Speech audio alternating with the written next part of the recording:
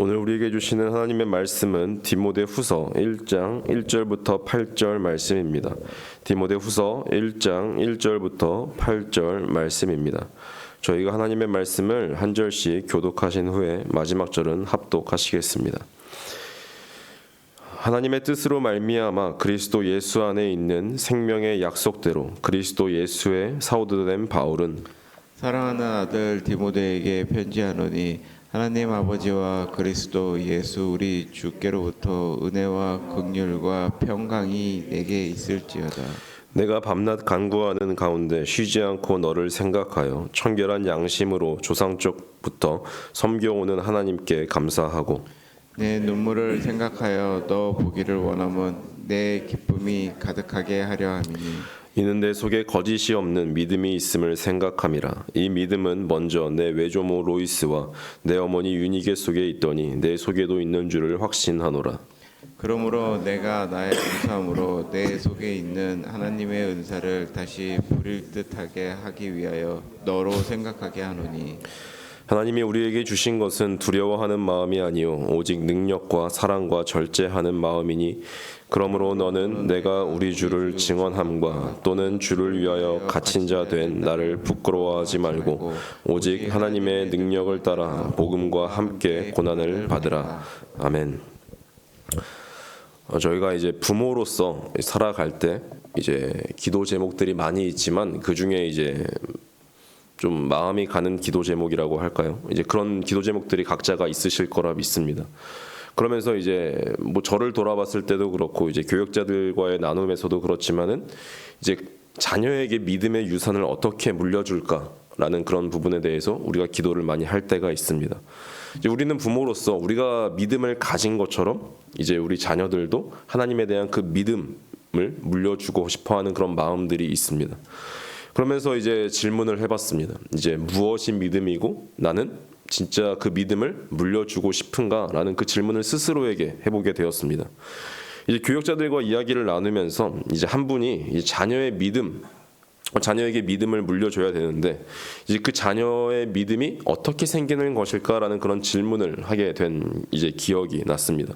이제 그러면서 나 자신에게도 믿음이 생긴 것이 기적인데 이제 자녀에게 이제 믿음이 어떻게 생길까? 정말 믿음이 생길까라는 그런 질문을 하는 그런 모습을 보면서 이제 저 스스로에게 질문을 해보게 되는 것 같습니다. 나는 믿음이 어떻게 생겼고 또한 우리 자녀들에게는 믿음을 어떻게 물려주고 우리 아이들이 어떻게 믿음을 가질 것인가라는 그런 질문과 이제 기도들을 이제 하게 되는 이제 그런 시간들이 있었던 것 같습니다.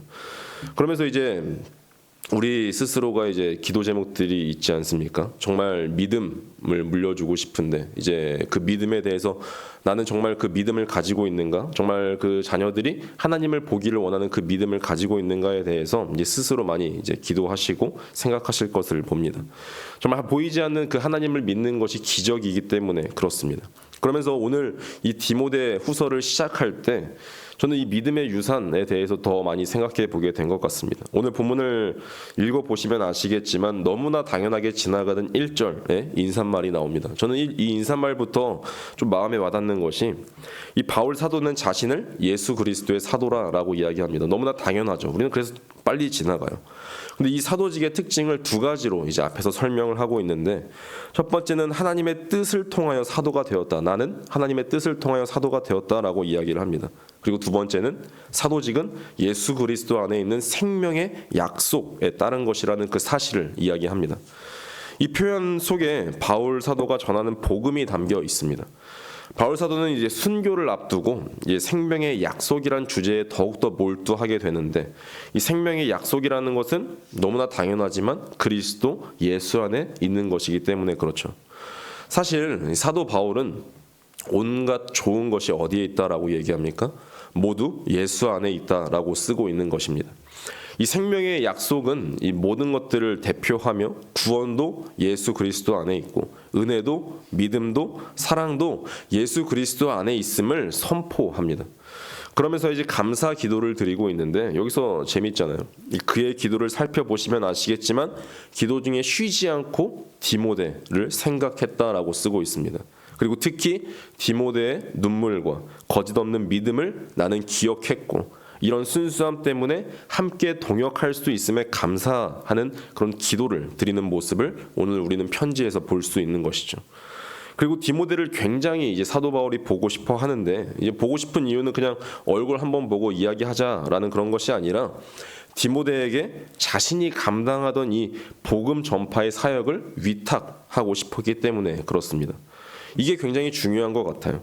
그래서 6절에서 이야기하듯이 디모데에게 나는 안수할 계획이 있다라고 이야기합니다. 근데 그 안수에 대해서는 뭐 여러 가지 견해가 있지만 그냥 오늘 본문의 그 안수는 죽음을 앞둔 이 바울 사도가 자신의 사도직을 디모데에게 넘겨주려고 하는 이 의탁으로서의 안수의 의무를 포함하고 있습니다만, 그렇다고 나 자신의 그 사도의 그 사도직을 공식적으로 그렇다고 이양하는 것은 아니라는 사실입니다. 그런데 이 안수를 통하여서 성령님께서 이 디모데에게 내적 헌신에 대한 그 유발시켜 주시기를 바라고 있는 그 마음을 전해 듣게 되는 것입니다. 그래서 이 사도 바울의 안수의 목적은 하나님의 은사가 디모데 안에 다시 부릴 듯 일어나는 것입니다. 이 바울 사도가 원했던 것은 디모데에게 심령의 부흥이 일어나길 원하는 것이었습니다. 이 부흥을 통하여서 디모데가 복음과 함께 고난을 받을 수 있을 것이라 라고 생각했던 것이죠. 여기서 불이 붙는다라는 그런 뜻은 하나님의 은사가 유감없이 발휘되는 것을 의미합니다. 모든 성도는 예외 없이, 우리 모두는 예외 없이 하나님의 은사를 가지고 있습니다. 근데 은사는 하나님께서 우리에게 사명, 우리 각자의 삶의 자리에서 사명을 감당하라고 주신 그 선물임을 우리는 너무나 잘 알고 있죠. 그렇게 이 개인적인 부흥을 경험하는 것은 이 은사의 불이 붙는 것이며, 은사의 불이 붙으면 우리는 계속적으로 우리의 사명을, 건강한 사역을 계속해서 이어나갈 수 있습니다. 은사는 누가 주시죠? 당연히 하나님께서 주십니다. 성령님께서는 이 은사의 사용을 권장하시는 분이십니다. 우리 안에 내주하시는 이 성령님께서 인간의 생각과 동기 그리고 감정에 영향을 주시고, 또한 이들을 잘 다듬어서 우리의 외부로 드러나게 하며 눈에 보이는 행위가 있도록 하시는 분이 성령님의 사역이죠. 그래서 심령에 우리의 불이 붙어 이 은사가 살아나면 하나님에 대한 기억이 더욱더 분명해지고 더 강렬해집니다. 잊을 수 없는 것입니다. 특히 하나님께서 행하신 이 구속의 사건을 생생하게 기억하게 됩니다. 성령님께서 성도의 기억을 관장하심을 이 말씀을 통해 알 수 있습니다. 그런데 여기서 끝이 아니라 하나님의 은사가 성도 안에서 다시 불붙을 때 어떤 일이 일어납니까? 오늘 7절 말씀을 보시는 것처럼 두려워 떠는 겁쟁이의 영이 없어지고 담대해집니다. 겁과 두려움이 그 사람의 마음을 지배하여서 스스로의 힘으로 벗어나기 힘든 상태에 빠진 사람으로 사는 것이 아니라라고 이야기하고 있는 것입니다. 성령님께서 내주하시는 그 사람들 안에서는 이 성령의 역사로 인해서 이 두려워하는 영의 지배가 허락되지 않는다는 것이죠. 물론 이것은 성령이 계신 그 사람들은 조금도 두려운 마음이 없는 거냐라고 이야기한다면 그런 뜻이 아니라, 성령님께서 함께 하시는 그 성도의 영은 두려워 떨게 하는 그 영에게 완전히 지배받아 벗어나지 못하게 되는 그 상태에 빠지지 않는다라는 뜻이죠. 완전히 지배받지 않는다라는 뜻입니다. 그래서 성도의 영도 두렵게 하는 영의 그 영향을 받을 수는 있지만, 복음과 함께 고난을 받으려면 두려워 떠는 그 영의 지배를 받지 않아야 한다라고 바울 사도가 이야기하는 것입니다. 그래서 성령님은 이 신자들에게, 믿는 사람들의 속에 생길 수 있는 그 두려움을 없애고 이기게 하시는 분임을 너무나 명백하게 드러나는 것이죠. 그래서 성령님은 신자 안에 내주하시면서 그 사람의 영을 통하여 일하십니다.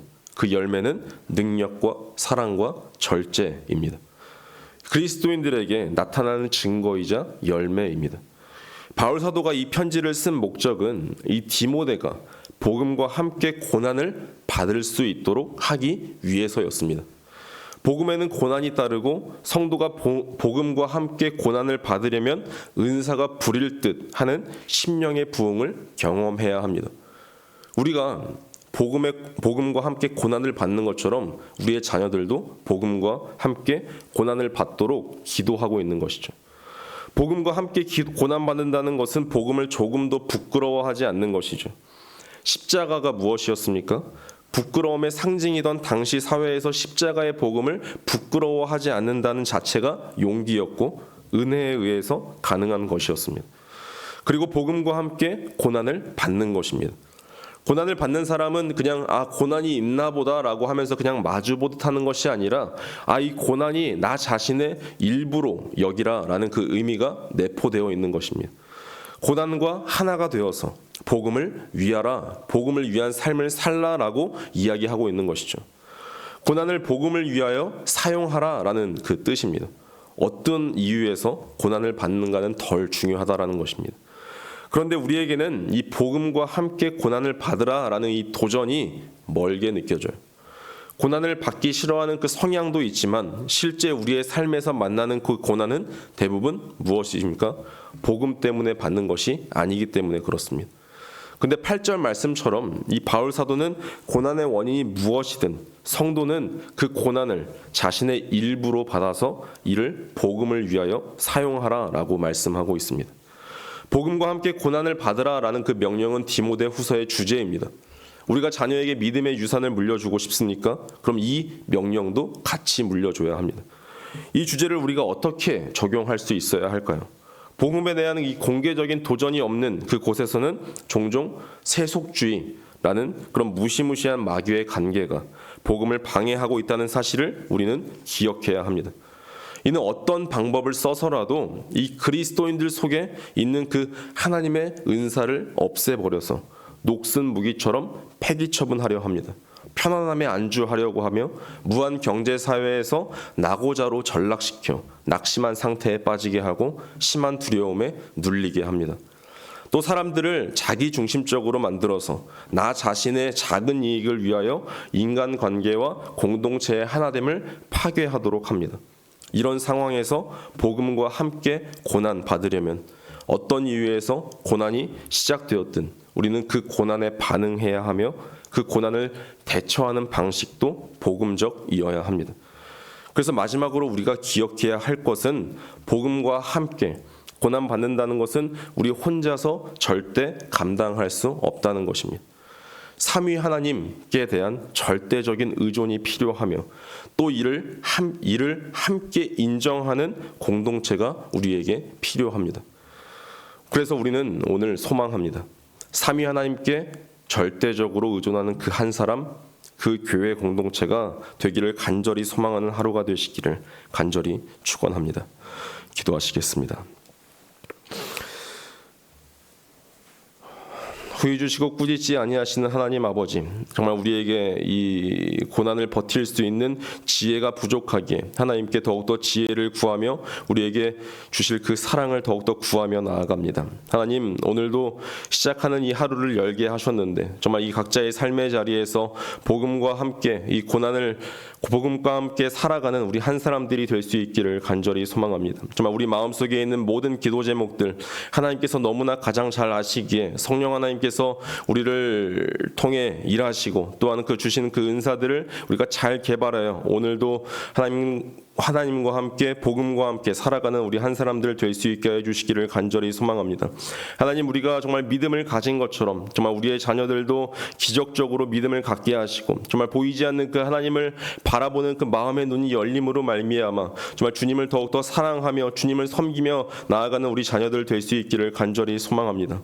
하나님, 그렇기에 오늘도 정말 펼쳐지는 정말 오늘 토요 학교가 있는데 정말 그곳에서도 하나님 정말 우리 아이들이 하나님을 바라볼 수 있게 하시고 하나님의 말씀을 들음으로 말미암아 정말 그 말씀에 아멘으로 화답할 수 있는 우리 자녀들 될 수 있기를 간절히 소망하오니 우리 한 사람 한 사람 붙잡아 주시옵소서. 하나님, 더불어 기도하는 것은 모든 선교사님들 한 사람 한 사람들이 정말 그 땅에 정말 복음을 들고 나아갔습니다. 하나님, 그렇기에 주님께서 모든 것을 책임져 주시고 모든 재정과 모든 것들 하나님께서 채워 주시고 하나님께서 붙잡아 주시기를 간절히 원하니 그 선교사님들 한 사람 한 사람들도 붙잡아 주시기를 간절히 소망합니다. 하나님, 그러고 우리가 준비하는 그 모든 주일 예배, 정말 그 예배 가운데 주님, 정말 주님의 그 임재가 가득 차기를 간절히 소망하오니 정말 우리의 예배를 받아주시고 우리 모든 한 사람 한 사람들이 그냥 관객으로 그냥 끝나는 것이 아니라 한 사람의 예배자가 되어 하나님을 더욱더 예배하는 한 사람들 될 수 있게 하여 주옵소서.